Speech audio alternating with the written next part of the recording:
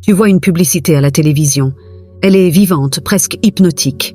Les images sont brillantes, les couleurs éclatantes. Et puis, comme un doux murmure dans ton oreille, le message « Tu as besoin du nouveau smartphone Xonic 5000, de meilleures images, de meilleurs écrans, de meilleurs moments, meilleure vie. » À ce moment-là, tu commences à sentir que ton téléphone actuel ne suffit pas, comme si tu n'étais pas complet sans le Xonic 5000. Tu te sens tout petit. Comme un virus, le message qui t'a été implanté pénètre dans ton esprit. Sens-tu à quel point ce message influence subtilement tes besoins et tes désirs? Imagine quelqu'un qui connaît tes faiblesses et les exploite pour atteindre ses objectifs. Il pourrait s'agir de ton collègue impitoyable qui abuse de sa position de pouvoir ou d'un faux ami qui intrigue.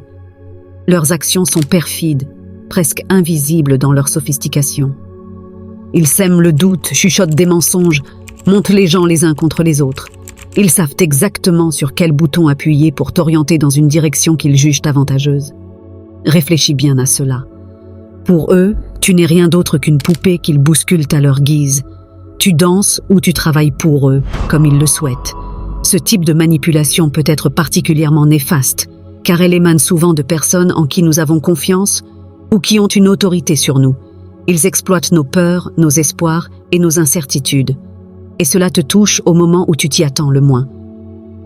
Tu as cliqué sur cette vidéo parce que tu sais que tu es toujours exposé à l'attraction de la manipulation. Le défi ici est de reconnaître les signes. Te sens-tu souvent en insécurité ou en doute en présence d'une certaine personne? Ta perception de toi-même ou des autres change-t-elle lorsque cette personne se trouve à proximité? Heureusement que tu as trouvé cette vidéo. Reconnaître ces formes subtiles de manipulation nécessite une compréhension profonde de toi-même et des personnes qui t'entourent. Cela requiert la capacité de voir au-delà du contenu évident d'une conversation ou d'une situation et d'identifier les intentions cachées. Pensons aux philosophes de l'Antiquité. Ils nous ont appris à voir au-delà des simples apparences. Socrate nous invitait à nous remettre constamment en question, et Platon nous montrait à quel point il était facile d'être trompé. Dans notre monde moderne, où la manipulation peut être omniprésente, ces leçons sont plus précieuses que jamais, mais nous y reviendrons plus tard. Tu dois regarder cette vidéo jusqu'à la fin, sinon tu manqueras ces précieux conseils. Alors, es-tu prêt à percer le brouillard de la manipulation dans cette vidéo? Es-tu prêt à avoir le courage de chercher la vérité, même si elle est inconfortable? Ton voyage commence par la prise de conscience que tout ce qui brille n'est pas de l'or et que la vraie liberté réside dans la capacité à voir au-delà de la surface.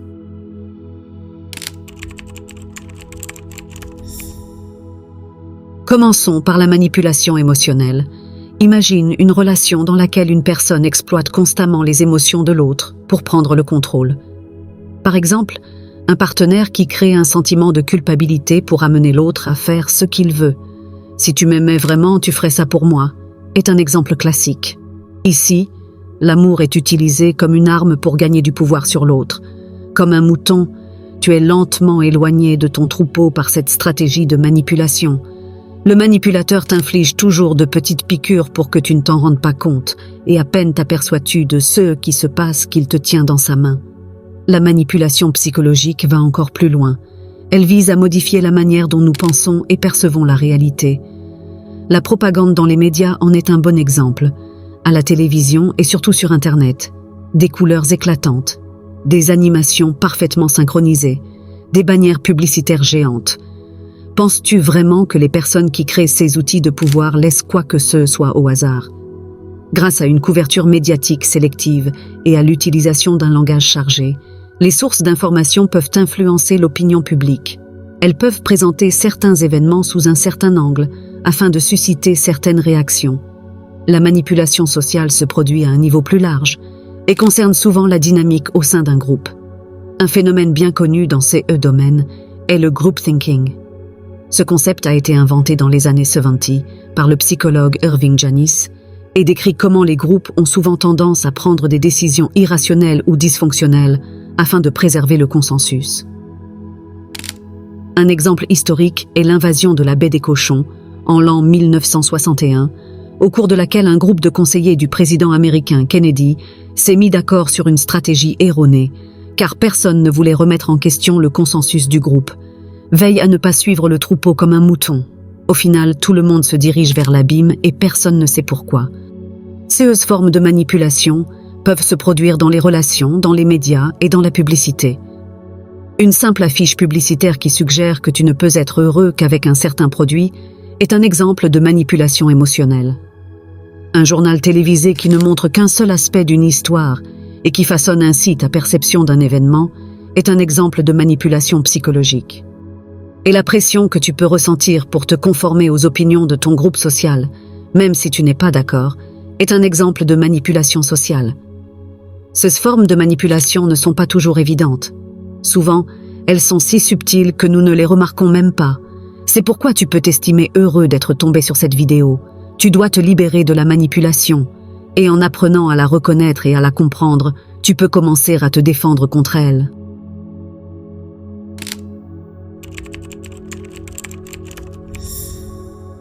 Maintenant, commençons par les techniques.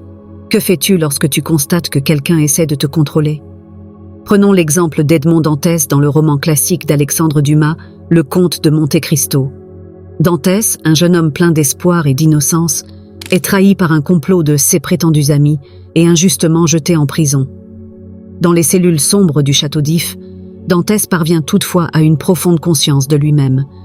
Grâce à des années de réflexion et d'études sous la direction de son codétenu, l'abbé Faria, il découvre sa force intérieure et la capacité de prendre son destin en main. Lorsqu'il s'échappe enfin, il utilise ses nouvelles connaissances et sa conscience de soi pour se dresser contre ses ennemis et se venger triomphalement. Il y a deux choses que tu dois absolument retenir de cette histoire. Dans le monde de la conscience de soi, la méditation de pleine conscience et la tenue d'un journal introspectif sont deux outils puissants. Ils nous aident à observer et à comprendre nos pensées et nos émotions sans être submergés par elles. Ces pratiques peuvent nous aider à identifier nos propres faiblesses et vulnérabilités à la manipulation. Si tu te trouves dans un piège de manipulation, utilise ces connaissances pour le détruire. Carl Jung, un maître de la compréhension de l'inconscient, nous enseigne que la confrontation avec nos ombres intérieures fait de nous des personnes plus entières. Tu comprends? En reconnaissant et en intégrant les aspects les plus sombres de nous-mêmes, nous devenons plus résistants aux influences extérieures. Pour finir, il est important de mentionner deux défis fréquents sur le chemin de la conscience de soi. Premièrement, la tendance à l'autocritique, qui peut nous empêcher de nous voir sous un vrai jour. Deuxièmement, la difficulté à briser les vieilles habitudes et les schémas de pensée qui nous entraînent dans des dynamiques manipulatrices. Ces deux défis demandent de la patience et du dévouement pour être surmontés, mais je suis sûre que tu peux y arriver. Dans le prochain chapitre, nous parlerons de la manière dont tu peux continuer à renforcer ton armure mentale.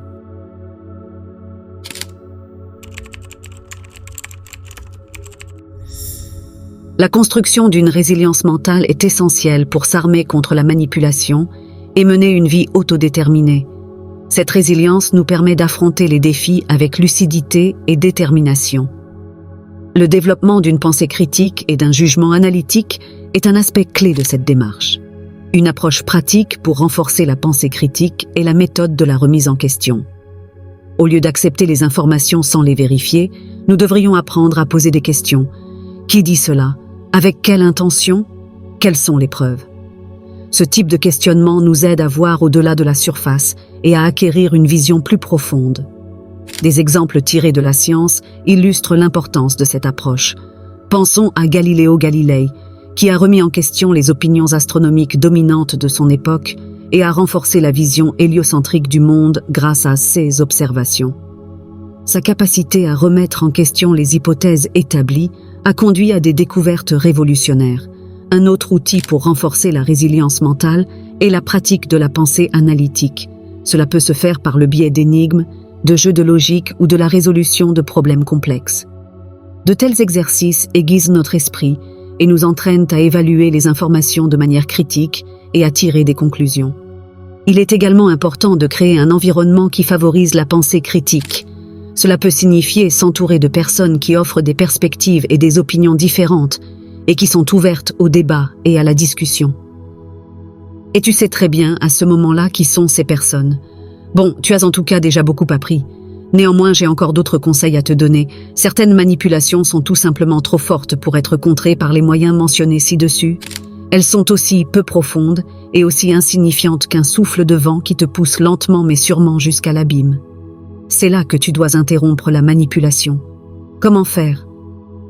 C'est le sujet du prochain chapitre.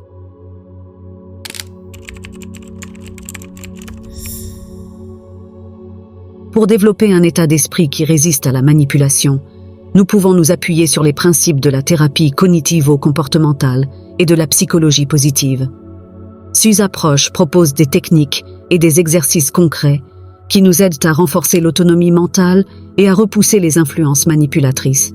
Commençons par l'autoréflexion. Cette technique nous permet d'identifier et de remettre en question nos pensées et nos croyances. En réfléchissant régulièrement, nous pouvons reconnaître quand nos schémas de pensée sont influencés par des facteurs externes et commencer à prendre des décisions plus conscientes. Un exercice simple pour cela est de tenir un journal de réflexion quotidien. Les affirmations sont un autre outil puissant. En nous parlant positivement, nous pouvons renforcer notre confiance en nous et résister aux messages négatifs et manipulateurs. Par exemple, la répétition quotidienne de phrases telles que « Je fais confiance à mon propre jugement » ou « Je suis immunisé contre les influences manipulatrices » peut reprogrammer notre subconscient et nous renforcer mentalement.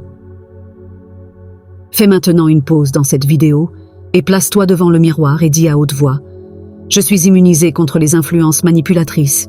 Fais-le maintenant, sinon ton manipulateur est en train de se moquer de toi dans ton dos. Je suis immunisé contre les influences manipulatrices. Dis-le à haute voix. Retourne ensuite à cette vidéo. Les techniques de visualisation de la psychologie positive peuvent également être efficaces. En nous visualisant régulièrement dans des situations où nous avons réussi à résister à la manipulation, nous préparons notre esprit à agir de manière similaire dans la réalité.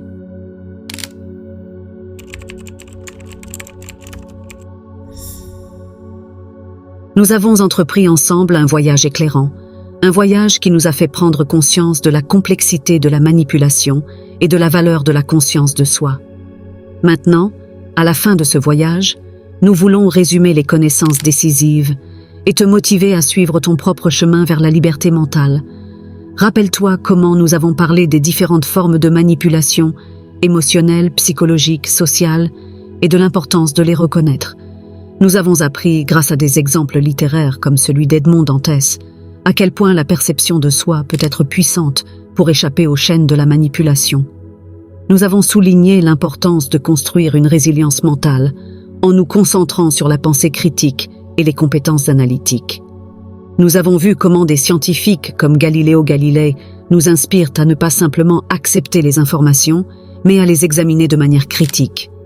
Passons maintenant à une étape pratique que tu peux mettre en œuvre immédiatement. Place ton journal d'affirmation à côté de ton lit. Chaque matin, lorsque tu te réveilles, et chaque soir avant d'aller te coucher, prends quelques minutes pour lire ou écrire tes affirmations. Ces autoconversations positives sont des outils puissants pour renforcer ta confiance en toi et t'armer contre les influences manipulatrices. Ils reprogramment ton subconscient et t'aident à rester mentalement fort et autonome. Nous avons également exploré les techniques de la thérapie cognitivo-comportementale et de la psychologie positive qui t'aident à développer un état d'esprit libre de toute manipulation. Nous avons entendu des histoires inspirantes de personnes qui ont réussi à se libérer de la manipulation. La balle est maintenant dans ton camp.